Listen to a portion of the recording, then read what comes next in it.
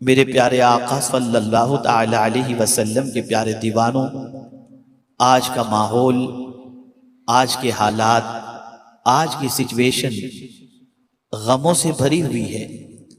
दुनिया में कोई भी इंसान ऐसा नहीं जो गमों की वादियों से गुजर न रहा हो। मर्द हो या खवातीन, मुस्लिम हो या गैर मुस्लिम, हर एक की पोजीशन ये है कि गम उसके दरवाजे पर दस्तक दे रहे हैं और इंसान गम की वादियों के अंदर भटकता हुआ नजर आता है। पैगंबर रहमत सल्लल्लाहु अलैहि वसल्लम की बारगाह बेकस पनाह में एक सहाबी हाजिर आए और आकाए करीम सल्लल्लाहु अलैहि वसल्लम से अर्ज करते हैं, या रसूल अल्लाह सल्लल्लाहु तआला अलैहि वसल्लम, मुझे जितना वक्त मिलता है उसमें से मैं 1/3 वक्त आप पर दुरूद शरीफ पढ़ने में खर्च करता हूँ। क्या सरकार बेहतर है इतना पढ़ना? आकाए करीम सल्लल्लाहु अलैहि वसल्लम ने फरमाया, ज्यादा पढ़ो तो तुम्हारे हक में बेहतर है। उन्होंने कहा, आज से निस्फ वक्त आप पर दुरूद पढ़ने में खर्च करूंगा। सरकार सल्लल्लाहु अलैहि वसल्लम ने फरमाया, ज्यादा करो तो बेहतर है। यहां तक कि उन्होंने अर्ज किया, या रसूल अल्लाह सल्लल्लाहु तआला अलैहि वसल्लम, फराइज के बाद, इबादत के बाद जो भी वक्त मुझे मिलेगा मैं आप पर दुरूद शरीफ पढ़ने में खर्च करूंगा। तो पैगंबर रहमत सल्लल्लाहु अलैहि वसल्लम ने फरमाया, अगर तुम ऐसा करो तो ये दुरूद तुम्हारे गम के इजाले के लिए काफी है। अगर तुम ऐसा करो तो ये परेशानियों से नजात के लिए काफी है और ये आखिरत के अजाब से बचने के लिए काफी है। पता चला कसरत दुरूद की बुनियाद पर अल्लाह ताला गम को भी दूर फरमाता है, परेशानियों को भी दूर फरमाता है। और सिर्फ ये नहीं कि जमीन के ऊपर की परेशानियां दूर करता है, दुरूद शरीफ ऐसा अमल है जो जमीन के ऊपर की परेशानी भी दूर करता है, जमीन के अंदर की परेशानी भी दूर करता है, मैदान महशर की परेशानी भी दूर करता है। इसीलिए हजरत मौलाना सूफी जमील रजवी साहब ने फरमाया, मैं वो सुन्नी हूँ जमील कादरी के मरने के बाद मेरा लाशा भी कहेगा अस्सलातु वस्सलाम। और मेरे प्यारे आका सल्लल्लाहु ताला अलैहि वसल्लम के प्यारे दीवानों, याद रखें और अच्छी तरीके से याद रखें, जो अपने नबी को कसरत से याद करता है, जो अपने नबी पर कसरत से दुरूद पढ़ता है, तो आला हजरत अजीमुल बरकत इमाम इश्क व मोहब्बत कहते हैं, उनके निसार कोई कैसे ही रंज में हो, जब याद आ गए हैं सब गम भुला दिए हैं। तो मेरे प्यारे आका सल्लल्लाहु अलैहि वसल्लम के प्यारे दीवानों, दुरूद शरीफ बहुत बड़ा अमल है और दुरूद शरीफ अल्लाह अज़्ज़ व जल्ल को बेपनाह पसंद है। आइए एक छोटी सी बात तवज्जो से मुताल्लिक आपको मैं समझाता हुआ चलूं। मेरे प्यारे आका सल्लल्लाहु अलैहि वसल्लम के प्यारे दीवानों, मैंने आपको दुरूद पढ़ाया, आपने दुरूद पढ़ा, आप यहाँ पर हाजिर हैं। मुमकिन है चेहरा आपका मेरी तरफ हो, चेहरा आपका सैयद साहब की तरफ हो, चेहरा आपका उलमा की तरफ हो, लेकिन ध्यान कहीं और हो, सोच कहीं और हो और तवज्जो कहीं और हो, तो होगा ये कि आपसे जो बात कही जाएगी वो आपके कानों तक नहीं पहुंचेगी, आपके दिल तक नहीं पहुंचेगी, बल्कि वो आपके कानों से टकराकर बाहर ही रह जाएगी। इसलिए कि आप सुनने के मूड में नहीं हो, आपकी तवज्जो इस तरफ नहीं है। आप जानते हैं तवज्जो को अल्लाह और उसके रसूल के जिक्र की तरफ रखना क्यों जरूरी है? क्या तवज्जो की बुनियाद पर सवाब मिलता है?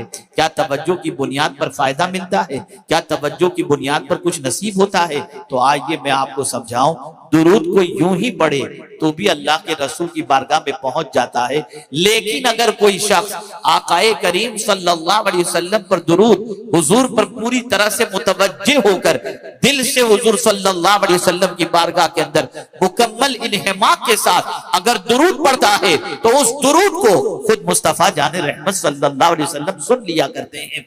इसलिए याद रखो, महफिल में जब आ चुके हो, अल्लाह ने तौफीक दी तब आप यहाँ पर आए, अल्लाह तौफीक न देता तो आप न आते। बहुत सारे ऐसे मुसलमान इस वक्त होंगे जो न जाने कहाँ कहाँ बैठे होंगे, किन किन महफिलों के अंदर होंगे, लेकिन अल्लाह का आप पर, मुझ पर खुसूसी करम है कि उसने किसी और महफिल में नहीं, अपने जिक्र की महफिल में आने की तौफीक अता फरमा दी, अपने रसूल सल्लल्लाहु अलैहि वसल्लम के जिक्र पाक की महफिल में आने की उसने तौफीक अता फरमा दी। अब आइए समाअत फरमाते हुए चले चलें जिस आये करीमा की तिलावत का मैंने शर्फ हासिल किया।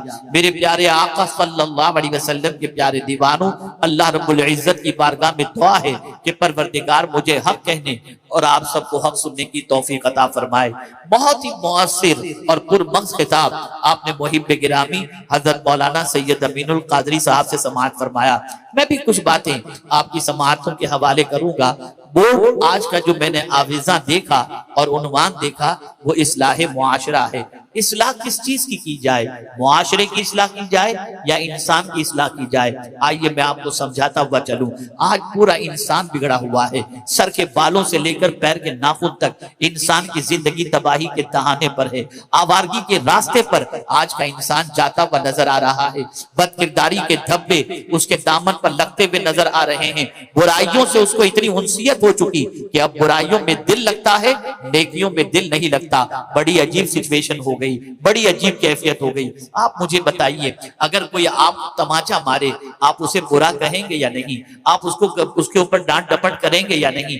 आप उससे इंतकाम लेंगे या नहीं? किसी ने आपको तमाचा मारा, उसे आप अपना दुश्मन समझेंगे, उसे दोस्त की निगाह से कभी नहीं देखेंगे। किसी ने आपकी आंख तोड़ दी, आप उसे अच्छा दोस्त नहीं समझ सकते, उसे अपना दुश्मन समझेंगे। किसी ने आपकी टांग तोड़ दी, आप उसे अपना दोस्त नहीं समझेंगे, उसे अपना दोस्त दुश्मन समझेंगे। आप इसी तरीके से अंदाजा लगाएं, वजूद आपका है, हाथ आपका, पैर आपका, आंख आपकी, जबान आपकी, कान आपके। अगर आपके इन आज़ा को कोई तकलीफ पहुंचाता है, आप उसे अपना दोस्त नहीं कहेंगे, उसे दुश्मन कहेंगे। अगर मैं कुरान की रोशनी में इस वक्त समझाना चाहूं तो मैं ये कहने में हक बजानिब हूं, आज का मुसलमान खुद अपना दुश्मन बना हुआ है। आज का मुसलमान खुद अपना दुश्मन बना हुआ है। और ये मैं अपनी मर्जी से नहीं कह रहा, मैं कुरान की रोशनी में कह रहा हूं। कुरान कहता है, वमन यक्सिब इस्मन फइन्नमा यक्सिबुहु अला नफ्सी। जो गुनाह कमाए, अब गुनाह कमाने से क्या मुराद? अल्लाह ने आंख दी, आपने आंख से गुनाह कमाया। अल्लाह ने हाथ दिए, हाथ से आपने गुनाह कमाया। अल्लाह ने पैर दिए, उसकी नाफरमानी की तरफ चलकर आपने गुनाह कमाए। अल्लाह ने आंख दी, गंदी चीजों को देखकर, गैर महरम को देखकर आपने अपनी आंख से गुनाह कमाया। हाथ दिया किसी मजलूम को सहारा देने के लिए, लेकिन हाथ से आपने किसी बेगुनाह को तमाचा मारा, आपने गुनाह कमाया। अपने वजूद को कानून इलाही और कानून रसूल सल्लल्लाहु अलैहि वसल्लम के खिलाफ इस्तेमाल करना, ये गुनाह कमाना हुआ। कायदा सुन लीजिए, अपने वजूद को कानून इलाही और कानून रसूल सल्लल्लाहु अलैहि वसल्लम के खिलाफ इस्तेमाल करना, ये गुनाह कमाना हुआ। अब अगर कोई आंख से गुनाह करता है तो मेरे प्यारे आका सल्लल्लाहु ताला अलैहि वसल्लम के प्यारे दीवानों, वो गुनाह कमा कर क्या करता है? फइन्नमा यक्सिबुहु अला नफ्सी, वो अपनी जान के लिए कमाता है। अगर किसी ने गुनाह किया तो मेरे प्यारे आका सल्लल्लाहु ताला अलैहि वसल्लम के प्यारे दीवानों, मैं आपसे पूछना चाहता हूं, अगर हाथ से कोई आपको तमाचा मारे तो आप उसको दुश्मन समझेंगे, आंख से अगर कोई आंख आपकी फोड़ दे आप उसे दुश्मन समझेंगे। लेकिन अगर आज का मुसलमान अपनी आंखों से गुनाह करके अपनी आंखों को अजाब में गिरफ्तार कर रहा है, अपने हाथों को अल्लाह के अजाब में गिरफ्तार कर रहा है, अपने पैरों को अल्लाह के अजाब में गिरफ्तार कर रहा है, जाहिर सी बात है आकाए करीम सल्लल्लाहु अलैहि वसल्लम ने इरशाद फरमाया, जो शख्स अपनी आंखों से गुनाह करता है, कल बरोज़े क़यामत उसकी आंखों में जहन्नम का पिघलाया हुआ शीशा डाल, जहन्नम की सलाखें उसकी आंखों में डाली जाएंगी। कान से अगर कोई गाना सुनता है, गालियां सुनता है, गजलें सुनता है, बुरी बातें सुनता है, गीबत सुनता है, सरकार सल्लल्लाहु अलैहि वसल्लम फरमाते हैं उसके कानों में जहन्नम का पिघलाया हुआ शीशा डाला जाएगा। तो आप तो गाना सुनते वक्त बहुत खुश होते हैं, क्या म्यूजिक है, क्या आवाज है, क्या शेर है। मर्द भी थरकते हैं, औरतें भी। कभी कभी तो ऐसा होता है कि गाने सुनकर मर्द भी रोते हैं, औरतें भी रोती हैं। और इसका रिवाज इतना बढ़ गया कि अब कोई लंबा सफर ऐसा नहीं जो बगैर गाने के तय हो सके। गाड़ी में गाना लगा दो, टाइम पास हो जाए। घर में गाने, गाड़ी में गाने, शादियों में गाने।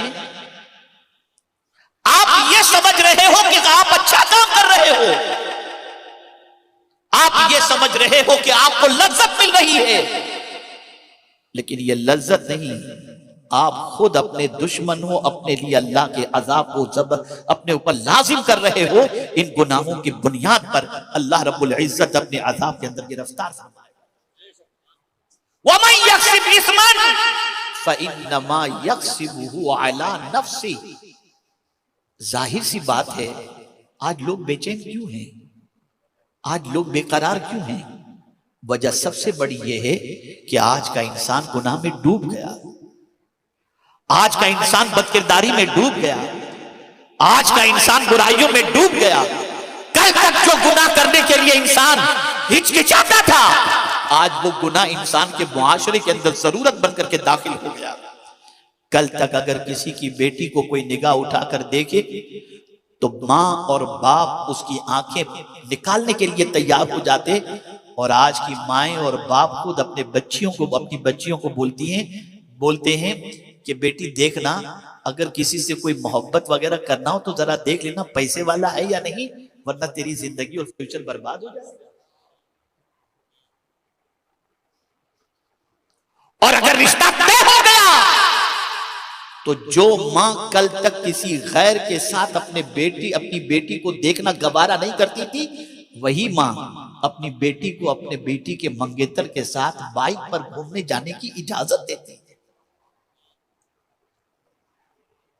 बातें करवाती है, रिंग सेरेमनी होती है, शादी से पहले एक दूसरे को अंगूठी पहनाकर हराम काम किया जाता है। ये सब वो काम है जिसने बेचैन कर रखा है।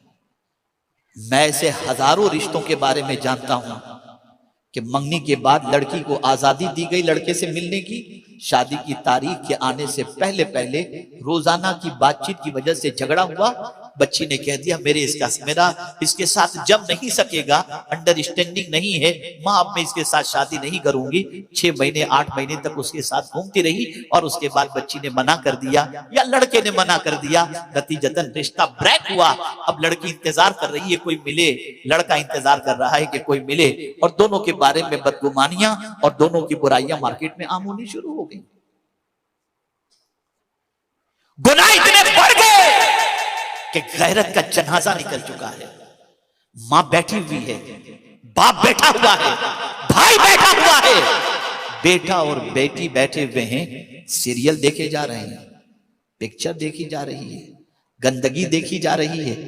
जिन एक जमाना वो था कि बेटा और बहू माँ बाप के सामने बैठकर बात करने में शर्माते थे कि हम इनके सामने कैसे बैठे, और आज पता नहीं क्या क्या माँ बाप के सामने लड़का और बहू एक दूसरे को पुकारते नजर आते हैं और माँ बाप कहे लगाते नजर आते हैं। क्या हो गया है हमको? कहां जा रही हमारी कौम? वो खातून जन्नत जिनकी कनीज होने का दावा आज की मुस्लिम औरतें करती हैं, जानती हो आप? इरशाद फरमाती हैं, मैं जब मर जाऊं तो मेरा जनाजा भी रात के वक्त लेकर निकलना, ताकि कोई गैर महरम मेरे जनाजे को भी ना देख सके। आप जरा सोचो और अंदाजा लगाओ। और आज की औरतों का हाल यह है, शौहर के आने का वक्त हो तो सर पर बाम लगा करके बैठेंगी, और बाहर के खरीदो फरोख्त के लिए जाना हो तो मेकअप करके निकलेंगी। जिसके लिए सजना था उसके लिए बीमार बन गए, और जिनसे छुपना था उनके लिए तुम बंठन करके निकल रही हो। रिश्ते टूट रहे हैं, एतमाद खत्म हो रहा है, आवारगी बढ़ रही है, बदकिरदारियां आम हो रही हैं। अगर इसका सद्देबाब नहीं किया गया तो मुझे डर लगता है कि मुआशरे में शायद कोई पाकीज़ा लड़की मिल सके या पाकीज़ा लड़का मिल सके।